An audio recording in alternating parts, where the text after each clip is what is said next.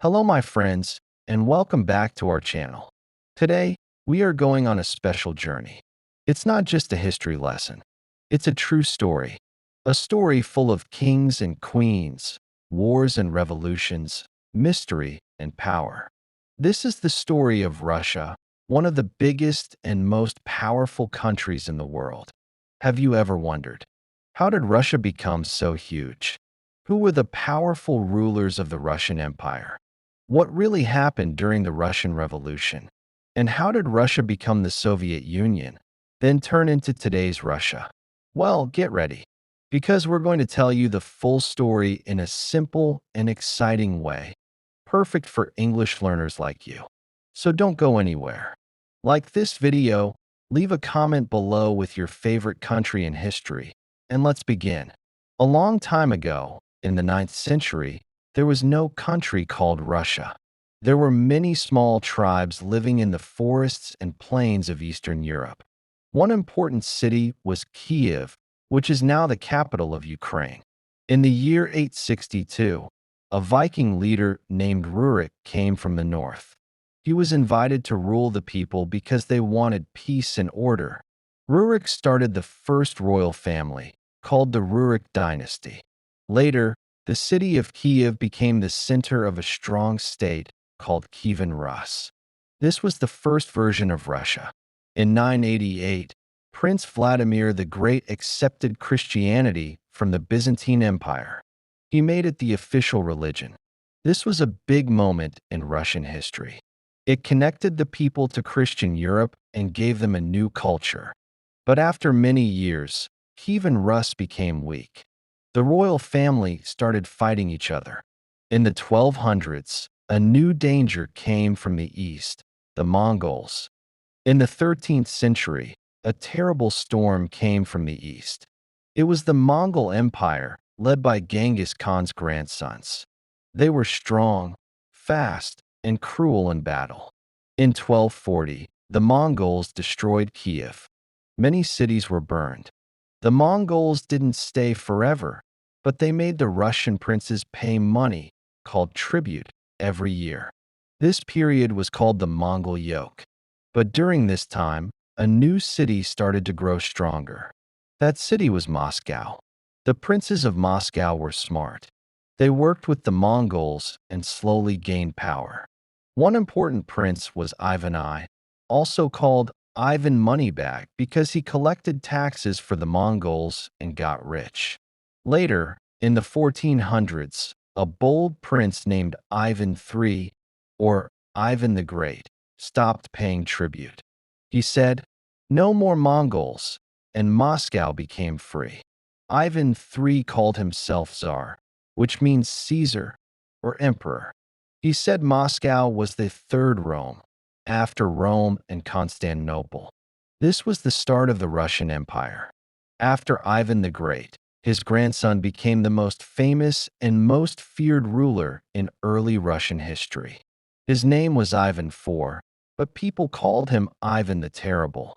He became Tsar in 1547. He was the first ruler to officially use the title Tsar of all Russia. At first, Ivan was a good ruler. He made laws, built churches, and tried to help poor people. But later, something changed. His wife died, and Ivan became angry, paranoid, and violent. He created a secret police group called the Oprichniki. They wore black and rode black horses. They killed people who Ivan thought were enemies, even if they were not. Ivan also fought many wars. One of the most famous was against a Muslim city called Kazan. He won, and Russia became bigger. But Ivan also made many mistakes. He even killed his own son during an argument. When he died in 1584, Russia was full of fear and confusion. After Ivan's death, the country entered a dark time. No strong ruler was in charge. This period was called the Time of Troubles. After Ivan the Terrible died, Russia was in chaos.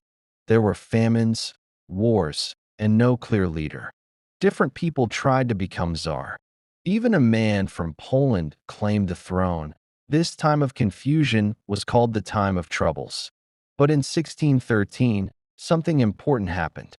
The Russian leaders chose a new czar, a 16-year-old boy named Michael Romanov. He was young, but people trusted him. He started a new royal family called the Romanov dynasty. This was a turning point. The Romanovs brought peace and stability. Over time, Russia became stronger again. One of the most famous Romanov rulers was Peter the Great. He became Tsar in 1682. Peter was tall, smart, and full of energy. He wanted to modernize Russia. He didn't like how Russia was behind Western Europe. So he changed everything. He built a new navy, brought European clothes and ideas, and even started a new capital city, St. Petersburg. Peter forced the nobles to shave their beards and learn science and technology. He wanted Russia to be powerful and respected. Thanks to Peter the Great, Russia became a real empire, and it was just getting started. After Peter the Great, Russia kept growing stronger. Then, in 1762, a new and powerful ruler took the throne, Catherine the Great. Catherine was not Russian by birth. She was actually a German princess. But she married a Russian prince and learned the language and culture very well. After her husband became czar, he ruled badly. So Catherine took control and became Empress of Russia. She was smart, educated, and loved reading. She brought art, science, and new ideas from Europe into Russia. This time became known as a golden age. Catherine also expanded the Russian Empire. She won wars against the Ottoman Empire and took lands from Poland. Under her rule, Russia became one of the most powerful countries in Europe. But not everything was perfect. The poor people, called serfs, lived hard lives. They had no rights and worked like slaves for rich landowners. Catherine did not help them much because she needed the support of the nobles. Even with this, Catherine is remembered as one of the most important rulers in Russian history. When she died in 1796, Russia was bigger, richer, and more powerful than ever before. In the 1800s, Russia was still ruled by the Romanov family. The Tsars were powerful, but the country had big problems. Most people in Russia were serfs, poor farmers who worked for landowners. They had no freedom. At the same time, Europe was changing fast. Countries were becoming modern. People were asking for rights, and revolutions were happening. Some Russian thinkers wanted change too. They wanted freedom, education, and better lives for the people. In 1812, Russia was attacked by a very famous man, Napoleon Bonaparte from France. He brought a huge army. But Russia used a special trick. They burned their own cities and food so Napoleon's army had nothing to eat. The French army froze and starved in the cold Russian winter. Finally, they had to run away. Russia had won. Later, in 1861, a big event happened. Tsar Alexander II freed the serfs. It was a huge step forward. But the change was slow and didn't fix everything. Many serfs were still poor. Some people wanted more. They didn't trust the Tsars anymore. Secret groups began to form. Some even tried to kill the rulers. In 1881, Tsar Alexander II was assassinated by a bomb. The next rulers became more strict. They tried to stop protests and control the people. But the anger was growing, and soon, a storm would come. By the early 1900s, life in Russia was very hard for most people. There was hunger, poverty, and no freedom. The Tsar at that time, Nicholas II, tried to control everything, but he did not understand the pain of the people. In 1914, Russia joined World War I. It was a disaster. Russian soldiers died in huge numbers. There was not enough food. People were cold and tired. They started to protest in the streets. In 1917, everything changed. First, in February, people in Petrograd, now St. Petersburg, protested. Soldiers refused to shoot them. The Tsar lost control and was forced to step down. It was the end of the Romanov dynasty after more than 300 years. But Russia wasn't free yet. A group called the Bolsheviks, led by Vladimir Lenin, took over in October 1917. They believed in communism, a system where everyone is supposed to be equal and the government controls everything. Lenin and the Bolsheviks promised peace, land, and bread. They gave land to the peasants and tried to end the war. But a terrible civil war began between the Reds, Bolsheviks, and the Whites, those who supported the old system. The Reds won. In 1922, they created a new country, the Soviet Union, USSR. It was now a communist country. Lenin became the leader, but he died a few years later. Then came a new and even more powerful ruler, Joseph Stalin. After Lenin died in 1924, a strong and ruthless man took control, Joseph Stalin. Stalin wanted to make the Soviet Union a powerful, modern country. He started massive plans called five-year plans. These focused on building factories, farms, and weapons. At first, it seemed to work.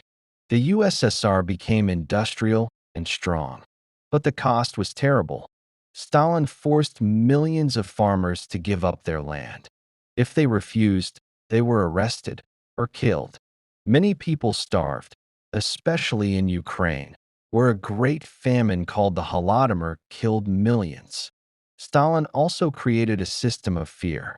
He arrested, tortured, and executed anyone he thought was an enemy. These dark years are known as the Great Purge. Even loyal communists were sent to prison camps, called gulags, in freezing Siberia. Then came World War II. In 1941, Hitler's Nazi army broke a peace deal and invaded the Soviet Union. It was a brutal war. Cities were bombed, soldiers froze, and millions died. But the Soviet people fought hard. One of the biggest battles in world history happened in a city called Stalingrad. The Soviet army finally pushed the Nazis back and marched all the way to Berlin in 1945. The USSR was one of the winners of the war. After the war, the Soviet Union became a superpower, strong, respected, but still full of fear and control. When Stalin died in 1953, millions of people were free from his terror, but the world had already changed. After Stalin died in 1953, a new leader came to power, Nikita Khrushchev. He gave a famous speech where he told the truth about Stalin's crimes. Many people were shocked. Khrushchev started a period called de-Stalinization. Life became a little freer. Some prisoners were released. People could finally talk, just a bit, without fear. But there was a new kind of battle, the Cold War. The Cold War was not a real war with guns. It was a political and military rivalry between the Soviet Union and the United States. Both sides had nuclear weapons. The world was scared. One of the biggest parts of the Cold War was the space race. In 1957, the USSR shocked the world by launching Sputnik, the first satellite in space. Then, in 1961, they sent the first human, Yuri Gagarin, into space. It was a proud moment for the Soviet Union. But not everything was going well. There were food shortages, long lines in stores, and people were still not free to speak or vote. Later leaders, like Leonid Brezhnev, made the country more stable, but also more closed. By the 1980s, the Soviet economy was weak, people were tired, and young Russians wanted change. And that's exactly what came next. In 1985, a new leader came to power in the Soviet Union, Mikhail Gorbachev.